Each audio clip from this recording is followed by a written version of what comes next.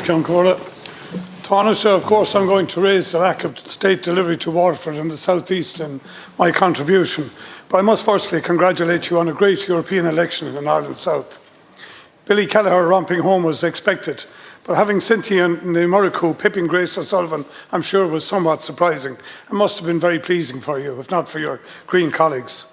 Of course, Cynthia's big marketing push in Waterford was a video in front of Waterford Airport calling for the runway extension to accommodate passenger jet aircraft to the southeast.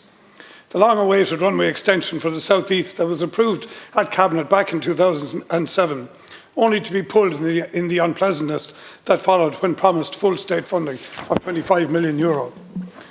The contrast for many in Waterford, watching you steer and cheer on the runway renewal in your own Cork airport at the start of this government, is quite stark.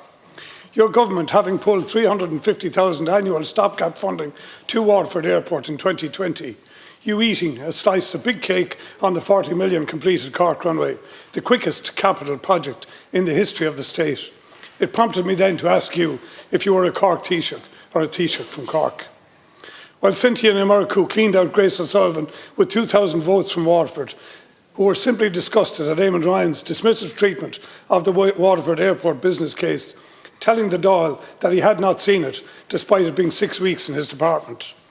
The bottom line is the runway extension is not happening, just like, in fact, the promised SETU capital investment is not happening, just like our promised cardiac care expansion, investment in our stroke services, in our acute care capacity, investment is not happening in UHW at all.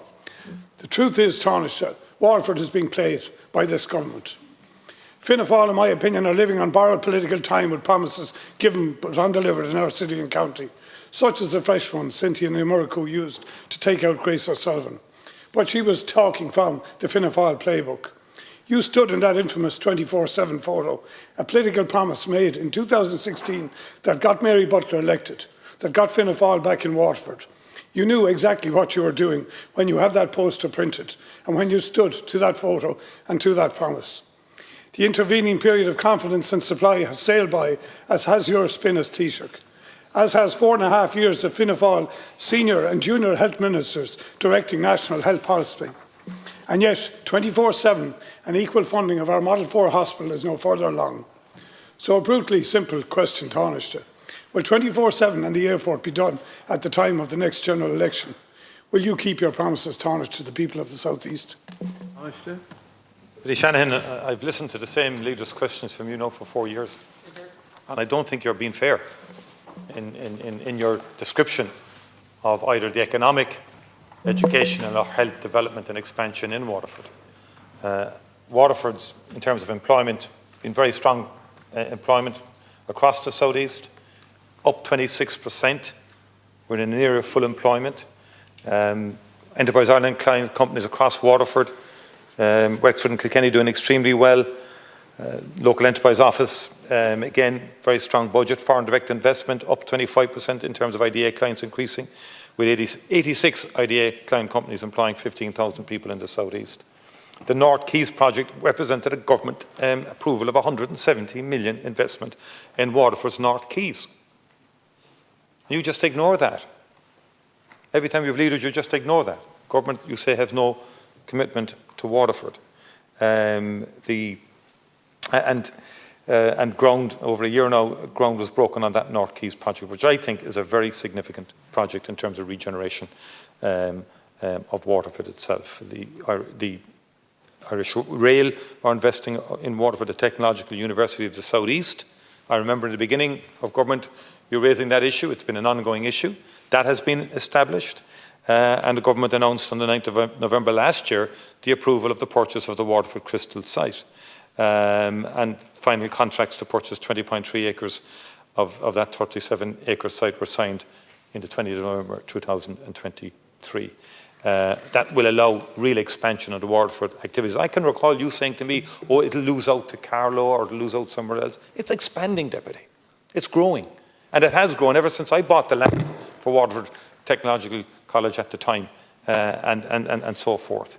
And schools across Waterford getting higher investment. Staffing at the hospital, by the way, has gone up 44% since 2019. That's 841 extra people working in the hospital, from about 1949 to 2805. 47 more consultants, 100 more non-consultant hospital doctors, 370 more nurses and midwives, as well as 123 more health and social care professionals. In 2019, Waterford University Hospital had a budget of 201 million. In 2024, that's now 290 million, Deputy. And that's an 89 million increase in the budget to Waterford. And you also know that the opening hours for the first cath lab were extended 8 a.m. to 8 p.m. Monday to Friday since in September of 2022. And in 2024, in terms of pay and so on and provision, 22 staff in total to complement existing services and to extend the opening hours of the cardiac cath lab. And there's the ongoing review. In terms of the airport, back in 2019, approval had been given in principle of an expression of support for an expansion proposal at Waterford Airport. And Minister Lawless is very open to the presentations that have been made. There's a proposal, and I can come back to it. I'll come back to it in the supplementary. Sorry. Shanahan. Tánaiste, I don't want to accuse you of living in a parallel universe when it comes to Waterford and reading out these statements, but they don't actually reflect the reality of the situation. I would say to you first that trust and integrity is a fundamental part of what we should be doing in politics, and we are not seeing that in relation to the delivery in my city and county. So just to go back to you, maybe the next day I'll come in here, I'll bring in all of the figures for all of the acute Model 4s, and you will see a similar rise and a similar amount of headcount, all of that because the health budget has moved on. That is not unique to Waterford, and we still remain the lowest funded Model 4 in the country. And I would point out to you, it is a year since Minister Donnelly, sitting beside you, came to Waterford and announced that the 7-day cardiac expansion would begin at the end of last year.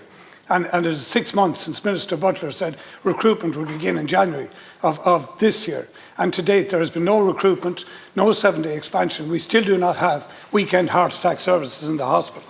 In relation to the airport that you mentioned, your government withdrew €350,000 annual stopgap funding to shore up losses at the airport, yet you tried to tell us that you're supporting the project.